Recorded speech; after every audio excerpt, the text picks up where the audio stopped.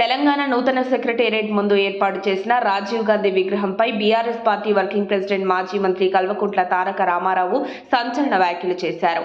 ఈ సందర్భంగా సీఎం రేవంత్ రెడ్డికి సవాల్ విసిరారు.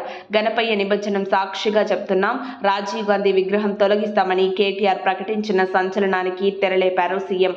రేవంత్ సర్కార్ తీరుపై BRS party working president KTR ఆగ్రహం వ్యక్తం చేశారు. సెప్టెంబర్ 17వ తేదీన భారతీయ రాష్ట్ర సమితి పార్టీ జాతీయ సమైక్యతా దినోత్సవంగా పరిగణించి తెలంగాణ రాష్ట్ర వ్యాప్తంగా సంబరాలు నిర్వహించింది. హైదరాబాద్లోని బీఆర్ఎస్ పార్టీ ప్రధాన కార్యాలయం తెలంగాణ భవన్ వద్ద కేటీఆర్ జాతీయ జెండా ఎగురవేశారు.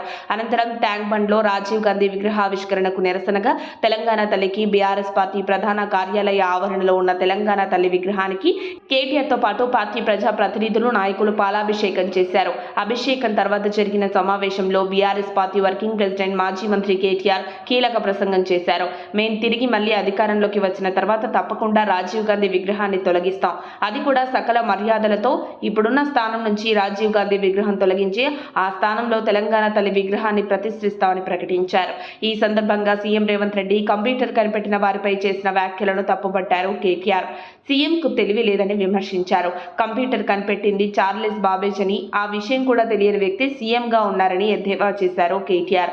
మన దేశంలోని 1950 కాలంలోని టాటా గ్రూప్ కంప్యూటర్ను పరిచయం చేసింది.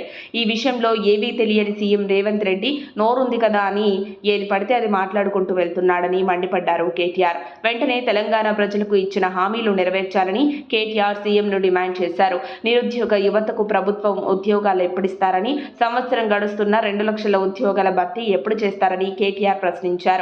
వృద్ధాప్య పెన్షన్ల పెంపు 4,000 ఇవ్వాలని, అలానే రైతు భరోసా కింద పెట్టుబడి సహాయం 15,000 వెంటనే ఇచ్చి చూపించాలని సవాల్ విసిరారు. రాష్ట్ర వ్యాప్తంగా శాంతి భద్రతలు అదుపు తప్పాయని, వెంటనే రాష్ట్రంలో ఉన్న సమస్యలు పరిష్కరించి సక్రమంగా సుపరిపాలన చేయాలని సీఎం రేవంత్ రెడ్డికి మాజీ మంత్రి కేటీఆర్ హితవు పలికారు. చివరిగా ఒక మాట మేం మళ్ళీ చెప్తున్నాం, బీఆర్ఎస్ అధికారంలోకి వచ్చిన వెంటనే సకల మర్యాదలతో రాజీవ్ గాంధీ విగ్రహాన్ని లేపి గాంధీ భవన్లో పెడతాం. మరిన్ని అప్డేట్స్ కోసం మా కాయ్ టీవీని సబ్స్క్రైబ్ చేసుకోండి. మా వీడియో కనుక మీకు నచ్చినట్లయితే లైక్ చేయండి, షేర్ చేయండి. మీ విలువైన అభిప్రాయాలను కామెంట్ బాక్స్లో తెలియజేయండి.